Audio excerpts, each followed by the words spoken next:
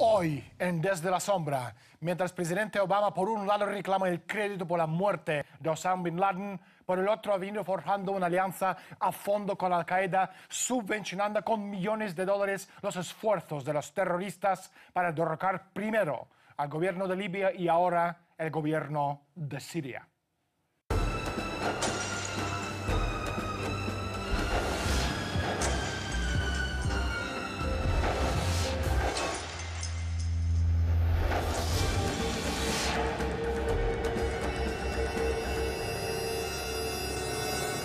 Está bastante claro que la revolución de 2011 en Libia, respaldada por la OTAN, fue simplemente una continuación de campaña de Al-Qaeda contra Gaddafi, esta vez asistida por las fuerzas especiales y aviones caza de Estados Unidos, Francia y Reino Unido, con una infusión de dinero y suministro de ayuda no letal y armas por parte de Occidente, Qatar y Arabia Saudita.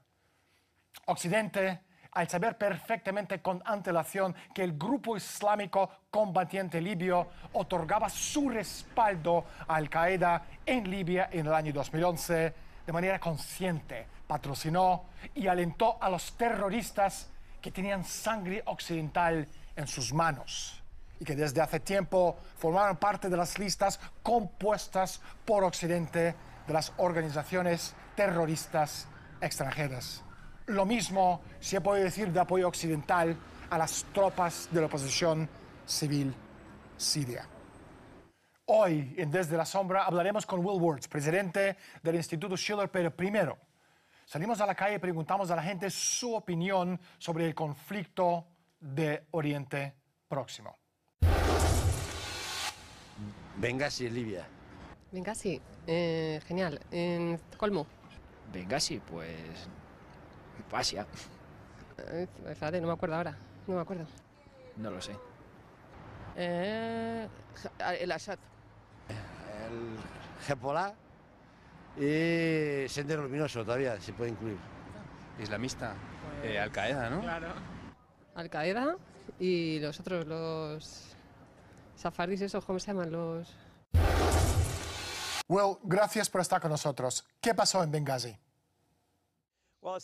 Pues lo que pasó en Bengasi es básicamente el resultado del hecho de que Barack Obama involucró a Estados Unidos en guerra contra Gaddafi, alineándose con el grupo islámico combatiente libio, que en realidad es una sucursal de Al-Qaeda y que es considerada como una organización terrorista por el Departamento de Estado de Estados Unidos, el Consejo de Seguridad de la ONU y el Ministerio del Interior del Reino Unido.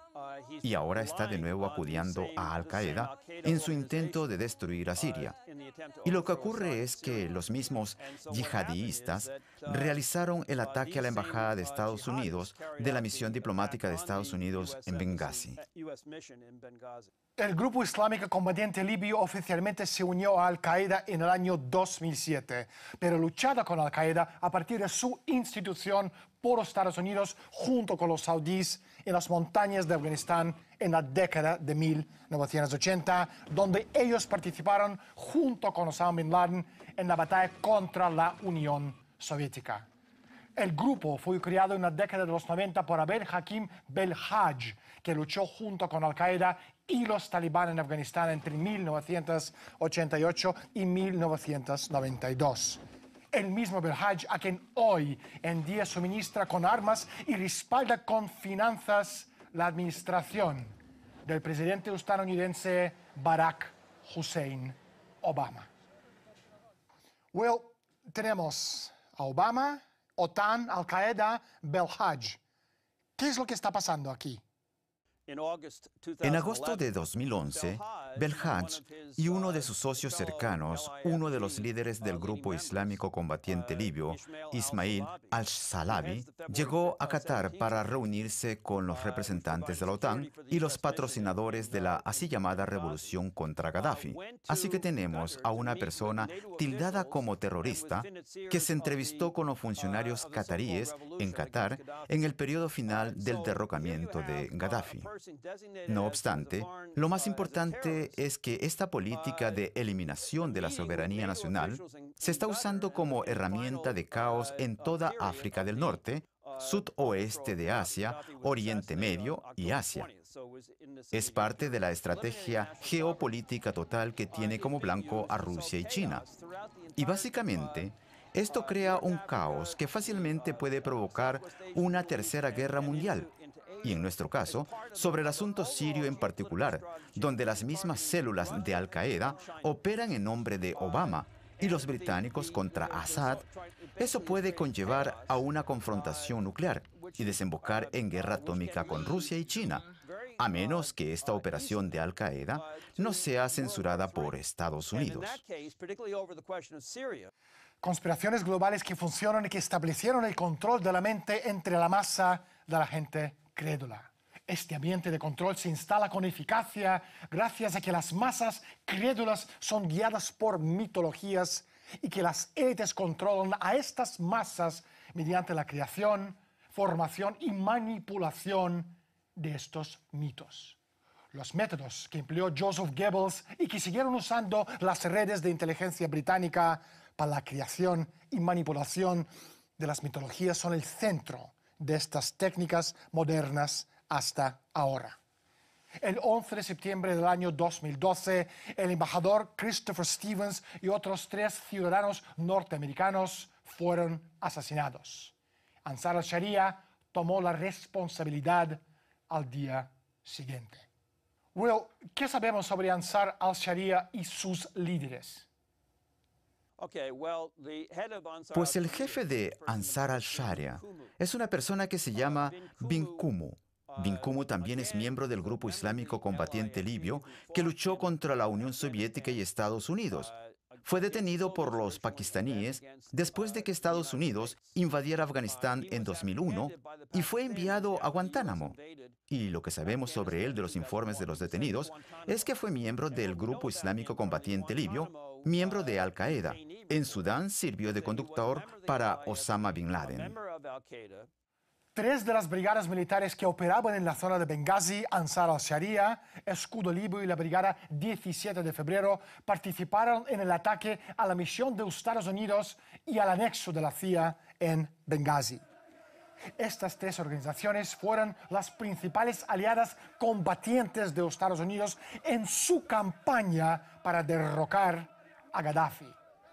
Más específicamente, Ansar al-Sharia, bajo la dirección de Abu Sufyan bin Kumu, uno de los detenidos de Al-Qaeda en Guantánamo, se encargó de acompañar a los infantes de Marina que llegaron desde Trípoli al aeropuerto de Benghazi y los escoltaron hasta el anexo de la CIA dirigida por Wissam bin Hamid, a quien la Biblioteca del Congreso estadounidense identifica como el posible líder de Al-Qaeda en Libia.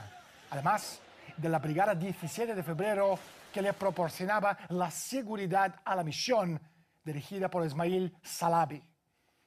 Todas estas organizaciones controladas por el GESIL afiliado a Al-Qaeda. Well, Estados Unidos, los saudíes, israelíes. ¿Cómo es que los 3 supuestos enemigos están colaborando para desestabilizar a Siria? Pues creo que esencialmente esto proviene de, en general, es la política de Obama en su alianza con los británicos y saudíes. Creo que el punto básico aquí de nuevo es que debemos analizar la política de control global por el Reino Unido, en particular en el contexto del actual desplome financiero, y necesitan eliminar el principio de la soberanía nacional.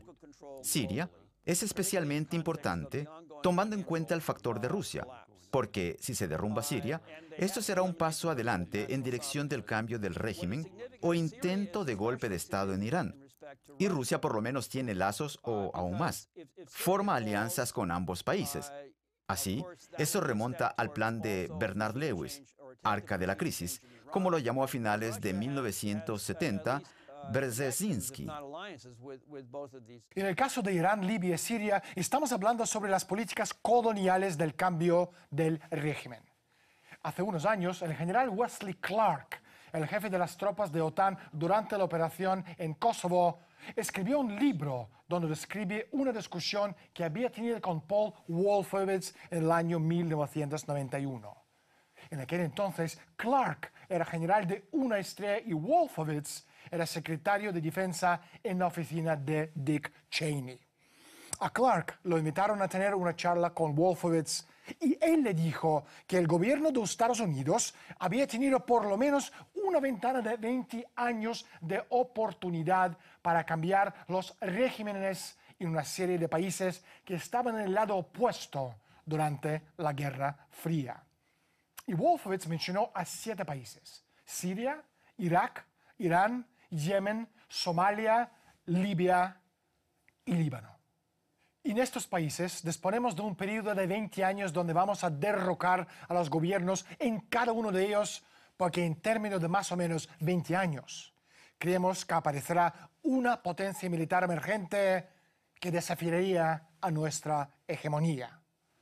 Por eso, si analizamos los eventos del pasado y chequeamos la lista, fueron puestos en la mira por razones que no tienen nada que ver con lo que realmente está ocurriendo en estos países en los últimos meses o incluso décadas. La Armada de Oposición Siria es básicamente un movimiento sectario extremista que incluye no solo a los extremistas sirios, sino también a los militantes que cruzan la frontera con Irak, Jordania, Líbano y Libia. Irán es mayoritariamente chiita. El gobierno de Arabia Saudita es suní. Son enemigos acérrimos. Para socavar a Irán, el gobierno de Estados Unidos está cooperando con las organizaciones terroristas en operaciones clandestinas que tienen como meta debilitar a Hezbollah, la organización chiita apoyada por Irán. El subproducto de esas actividades fue el refuerzo de los grupos extremistas sunís que profesan la visión militante del Islam y son adversos a Estados Unidos y simpatizan con Al-Qaeda. Hay que entender que los terroristas que mataron al embajador norteamericano en Benghazi son financiados por Arabia Saudita y son armados por Estados Unidos. A ver si nos enteramos de eso. Y si esto no le encoleriza, entonces algo falla en sus límites morales.